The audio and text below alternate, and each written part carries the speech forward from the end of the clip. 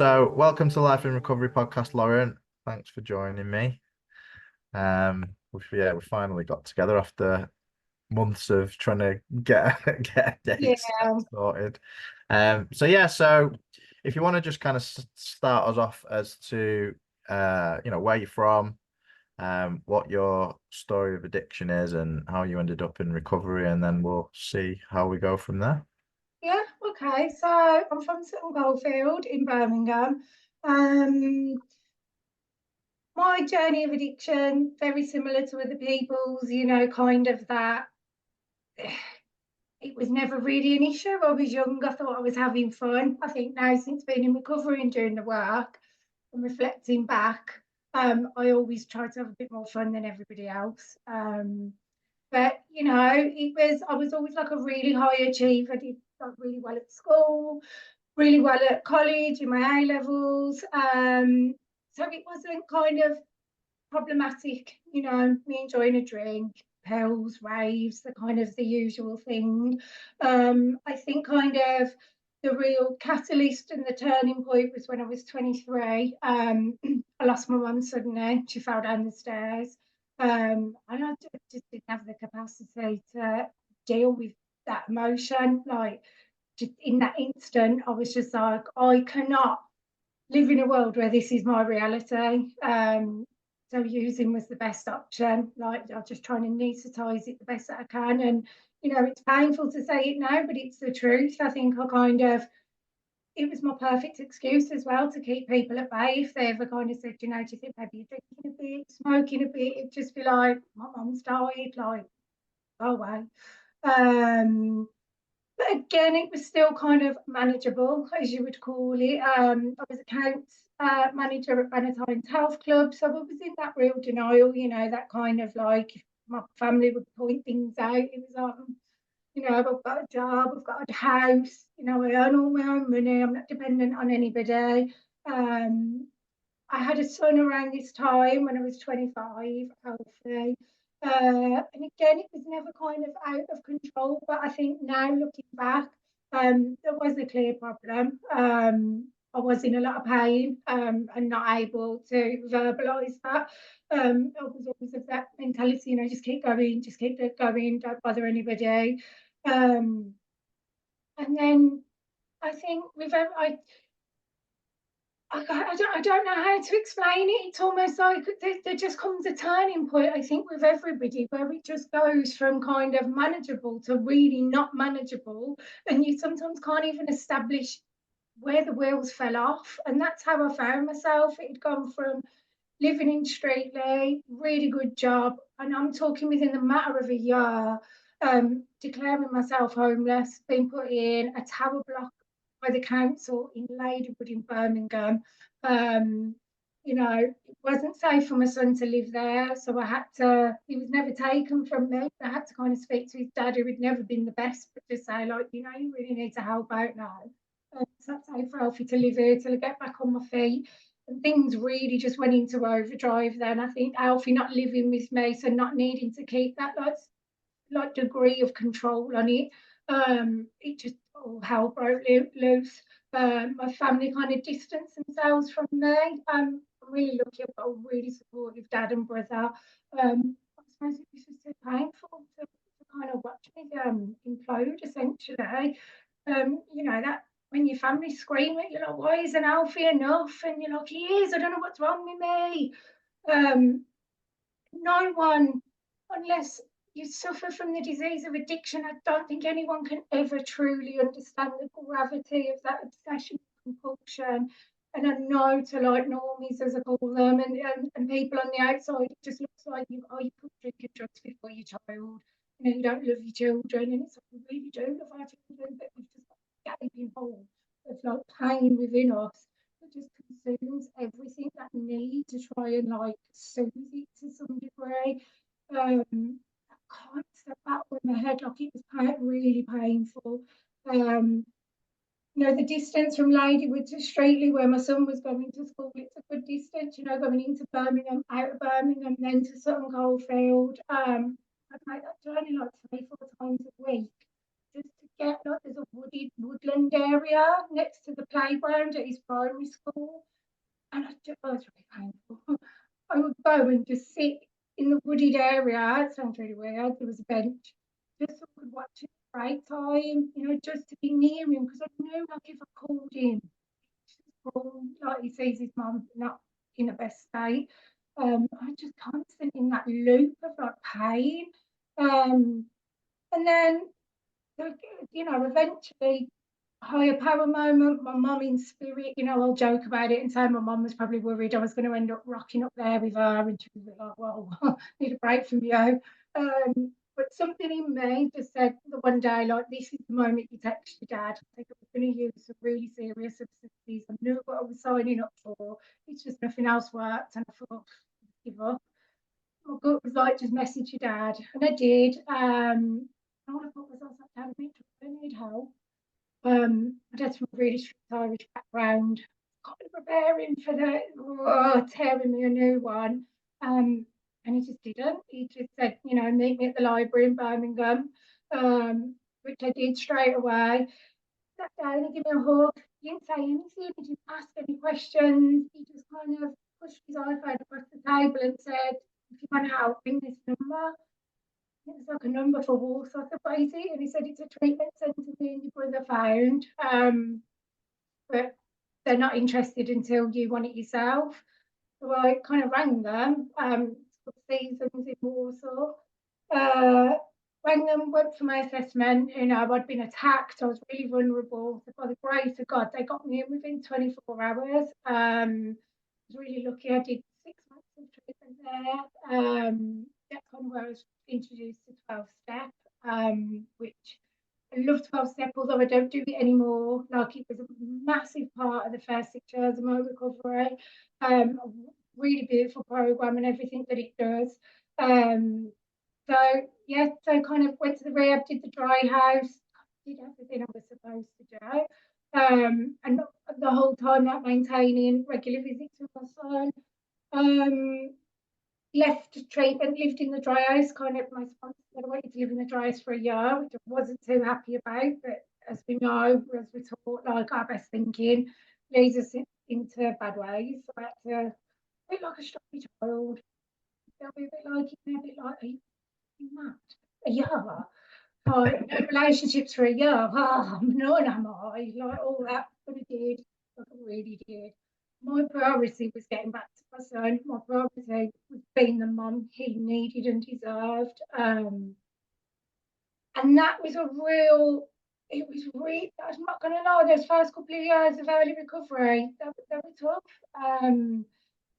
His dad had a partner, and the two of them made things really difficult regarding me seeing Alfie. Things like making arrangements to get him and then not turning up. We stood there waiting for hours, crying and ringing my sponsor, and she got to go home. They're not coming, really painful. But as we taught, consistent, reliable, keep moving forward, keep doing the right thing. Perseverance, we really have to persevere, don't we? It's not like we just kind of get clean and it's just like we expect everybody to just go, oh, wow, you're clean, like, it is amazing. Like, it doesn't work like that. We really have to pay the piper for the years of carnage and emotional damage that we do. And I respected that and understood that and never kicked back against it. So when anybody said kind of like jump, I'd just say how high. His dad got to a point where he was kind of struggling and the school were noticing it. So I tried to amicably speak to his dad and say, like, look, you had Alfie, so I could go to treatment. Why don't you let him stay with me a little bit more, just to relieve some of the pressure off you? And you get that, like, I'm not like you're crackhead and all that, and you just have to, okay. And again, just trying to be patient, tolerant, understanding with him. Didn't work. The school really putting the pressure on. They wanted to call social services. They were that concerned. So after I left a meeting at the school, I called my boss. I'm taking the day off tomorrow. Sorry. Called my dad. Said, Dad, really need to borrow money. It's not old behaviours. I want to apply to the court for Alfie. And I got the ball rolling there. I've represented myself. It's hard, really hard. I understand that they can only go by what they say on paper, so it's a little bit like supported by the magistrate at first. It was a bit like, oh, so you can just dump your child on it when you want to go use loads of drugs and now you're clean, you just want to snatch him back. And I'm like, no. Lots of hearings. I think it was about 9 months in total. But again, perseverance, keep pushing, keep moving forward, consistent, reliable, just strength, really strength, and leaning on the people closest to me to kind of hold me up and push me through that. Nothing that I've achieved on my own, through the people in recovery around me that have supported me. They've been my guidance, they've been my love, they've been my shoulder to cry on. And again, grace of God, I got full custody of my son. I was really lucky. And you kind of think, oh, well, that's where it ends there. You got everything, but it wasn't. Like I had to really understand that my son had to go through the emotional damage of his mum not being. I may have been physically available. I wasn't emotionally available for him. I was trying my best, but to be honest, how can you when you're drinking? Then me going to rehab. And then his dad just chose to exit his life at that point and never bother with him again. So I was left with a young boy with ADHD who had been through a lot and didn't. I mean, what kid knows how to kind of regulate and process their emotions? But he really struggled.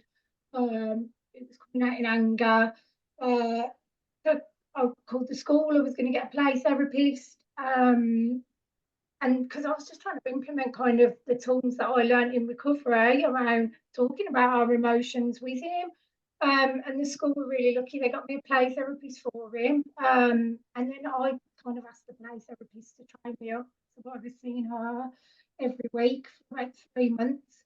And you know what, like it really paid off. I just ended up with this really well-rounded, emotionally available, articulate young man. Like it was. I think a friend was here the once, and I was getting a bit agitated with him, and I was like, Alfie, really stresses me out when I'm asking you things a million times, and he's like, Mummy, it really stresses me out when you keep repeating yourself, and I can feel myself getting angry. Your friend was like, it's like it's just that's the beauty of this stuff, the stuff you learn in recovery, the stuff that happens and you don't even see it happening until you reflect back and you just like, it starts with us and then it just spills out onto the people that we love. I suppose it's the opposite to our addiction because it is, isn't it? Like we're the addict, the ripple effect of what we do, especially those in like the like close proximity of us. It's heartbreaking. And that's always been my main goal is really kind of like, 12-step it teaches you, sponsor, step work, service and meetings. And I like I said, I did those consistently for 6 years. But it says kind of about crossing the bridge to normal living. And I really wanted to cross that bridge. Not in denial about my disease. I'm sure I've had an obsession to use. I've get myself to a meeting. I know exactly what to do. But my main priority, my service, is being of service to my family. Ultimately, it really is. My dad sleeps at night. My brother started calling me his sponsor. It's quite funny. So it's weird. Got to lean on you for advice. Not telling me anymore. Yeah, and I've had a little girl, like in recovery, a beautiful little girl, Savannah. She's 2, really angry. I think that's just a 2-year-old thing. But again, I was thinking about this the other day because it's hard. I'm a single mom, 2 young children, working, and you worry, about providing and getting them all things. And then I just thought, if I worship my mum and she was amazing, she didn't have much money. Quite honest, if you asked me what my mum bought me in 1987, I'd be like, but she got me some for my 10th birthday. I can't remember. Really remember her teaching me to bake. I remember her playing solitaire and go fish with me. I remember her like playing music, and those are like the things I want to implement with my children, like memories, like real time invested in them. you know, that's what recovery gives you, the ultimate. It's that being present in the moment. Like, my God, there's no great gift than that. There really isn't. And that's kind of, you know, my job. I volunteered at the rehab that I went to thank them, and got offered a job quite soon. Worked my way up. I was a admissions lead and then business administrator, and I did my mock exam on Wednesday. I've got my final exam for my level 5 health and social care management next month. That's, not that I want to be a manager of a rehab. It's just so stressful. But it's just that always striving to better ourselves.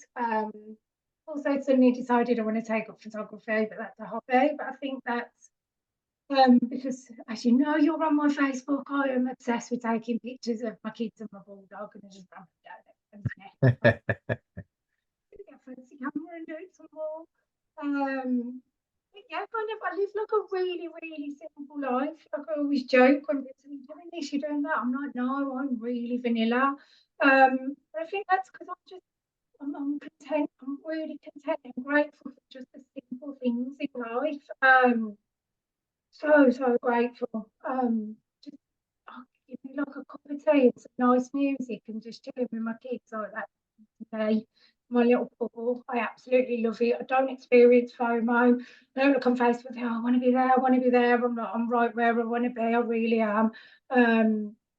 If I like, I've always said this. If my children can look at me the way I looked at my mum, like, I know I've succeeded in life. I really have. Like, she was the most wonderful woman in the world, and that's obviously why I struggled so much losing her suddenly.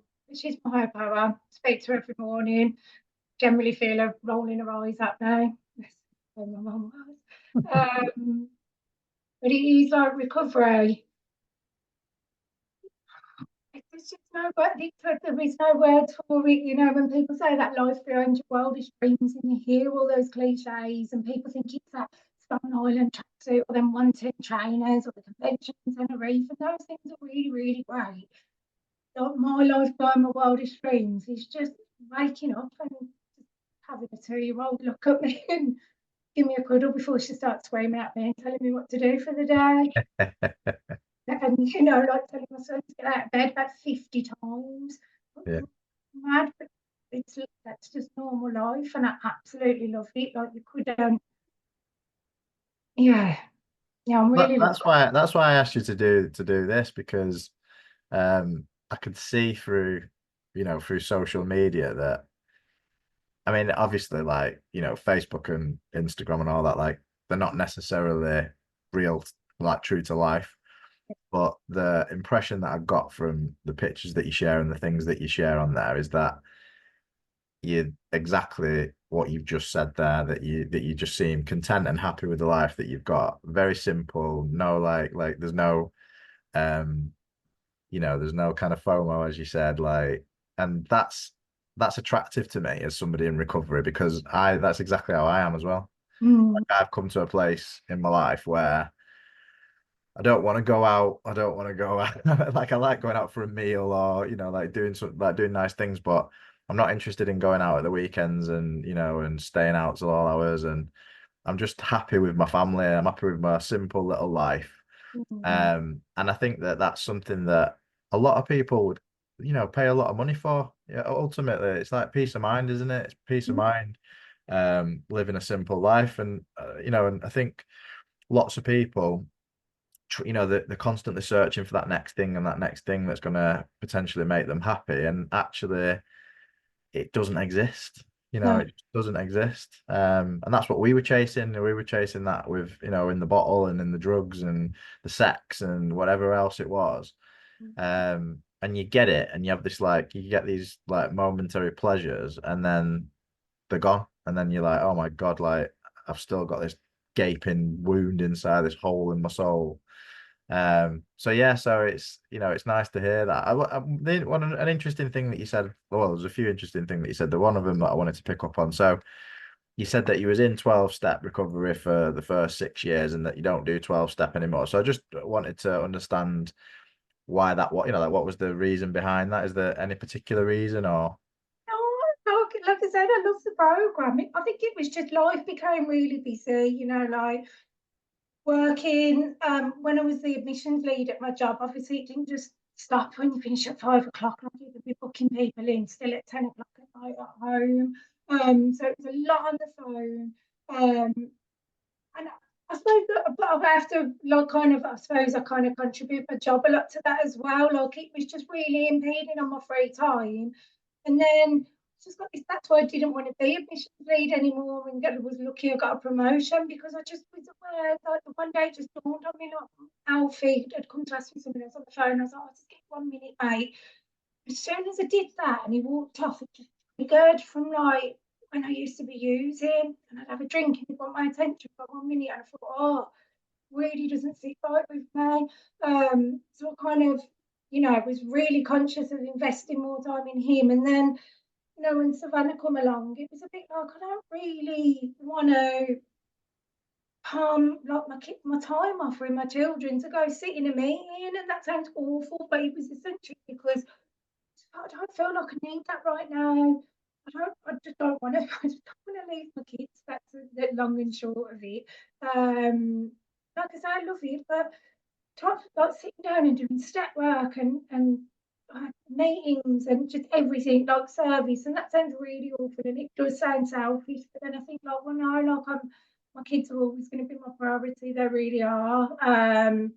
Again, like I'm sure there's a lot of people who listen to alarm bells, but I just think the literature teaches you have to kind of cross that bridge to normal living. Like I take what I learned, the tools, skills, and knowledge from NA and implement it in my daily life.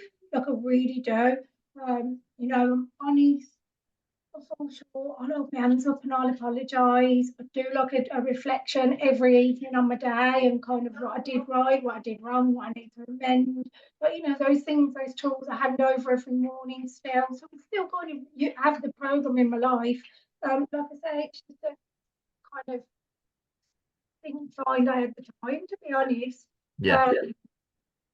Um, Yeah, it's understandable. I mean, it's not, I mean, there's obviously no judgment from my side. I was just interested to know, and like, it makes a lot of sense. Like, especially, you're a single mom, you've not got if you ultimately, if you need to get to meetings, that means having to find childcare, and it's not about that, is it? It's about, like you said, your family comes first. Well, I'm sure that your recovery comes first anyway, because it sounds like you're working the program or a program of your that suits you. And meetings don't necessarily have to be part of that. It's just what works for you, isn't it? And that's a big part of this podcast is like, obviously I'm an advocate of 12-step recovery, but at the same time, I'm an advocate of anybody's recovery. I'm an advocate of any recovery that works. yeah. Is she there? Yeah, Uh, waiting at the fridge. bless her. Yeah, I mean, I'm an advocate of anybody's recovery and whatever works. And that's why, like, I like to put these podcasts out, and whatever people take from them is up to them. It's like, I think there's so many different ways to get well, to recover, to get Yeah, well. It's like you said about your mum being your higher power. Like, that's not something that you hear always. Like, that's what works for you, and that's amazing. Like, it's amazing that you've got that connection with your mum still, and yeah, it's really cool that it's working, it's working for you. What's your kind of advice to anybody that you come across then that's struggling, or that needs a bit of help? I think it's just whoever it is, you just need to verbalise it and say, like, I need help. Like you really do. I think that was the biggest problem with me, just thinking like just getting sucked into this black hole and not being able to grip onto the sides, and just you can just see it falling apart around you, and just not having the ability to say, like, I'm really in trouble here. The minute I did, everything changed. There's so many people that you can talk to. It doesn't have to even be family members or friends. Like there's so many online forums. I think that's the beauty of recovery now. It's so spoken about. Like I see so many videos on TikTok and Facebook about what you're doing. And I just think it really is about reaching out and just asking for help. I feel like she needs to make a guest appearance. It's like a little dictator, Like, honestly. mummy, feed me now. Yeah, like she tells me when I can sit down, when I can breathe. Oh yeah. Well, my daughter's 4, so she's like she's as bad, if not worse. Oh, it's just Is she saying hello? Is she saying hello? Is she gonna come up? Hello? Hello? Nice to meet you. Is your name Savannah? Yeah. One last thing then I want to ask you that I ask everybody, so I'll let you go because I know that you're busy with the kids. What does life in recovery mean to you, Lauren? yeah. Um, what does it mean? It means everything to me. Like everything. Like they're just, you know, it's that again, I hate to use cliches, but that's so true. You know that no matter how hard things get, no matter how painful something might be, like using is just not an option. Like it's just not. Like my priority is absolutely giving my children the best childhood that I can give them. You know, it means so like it means the world to me, and I'm really grateful that I got clean when I did. You know, we can easily go, oh, I wish I'd done this and I wish I'd done that. Like I just don't. Like I think everything serves a purpose. Everything got me to where I am today. Good and bad, I'm grateful for it. You know, because it makes me the woman and the mom that I am today. Like I said, it's just really embracing that simple stuff in life, and just always having an attitude of gratitude. But it is like I'm just really, really grateful, like really grateful. Um, Grateful I got 2 beautiful, healthy children. I'm grateful I got my health. I'm grateful I got a wonderful relationship with my dad and my brother. I'm grateful I got a beautiful dog who drives me mad, but he's just the best. I really am.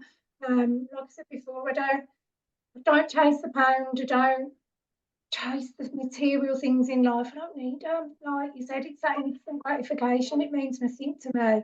Like I'm in it for the long haul. I'm in it to have a beautiful life, and that for me is watching my children grow up happy and content. Like if I can do anything, want because my mum had her demons as well, and I'm just really aware that like I wanted that chain to stop with me. Yeah. I wanted to pass on to them. I want them to just have like a normal, well-rounded life. Yeah. No fear, not no anxiety, not no stress. You know, I just want them to just worry about normal stuff because I worried about stuff I shouldn't have had to worry about when I was a kid. Um, and you know, if I can do anything, it's that breaking that chain and doing things different for them, so then it'll be different for my grandchildren and so on and so forth. Yeah, that was my big thing as well. Like I just wanted to break that chain, and I think you've done amazingly well to do that. And yeah, I think this will be inspiring for a lot of people. So thanks very much for taking the time to speak to me. Thanks. And yeah, take care, look after the kids, look after yourself, and speak to you again soon. Yeah, thank you. Take care.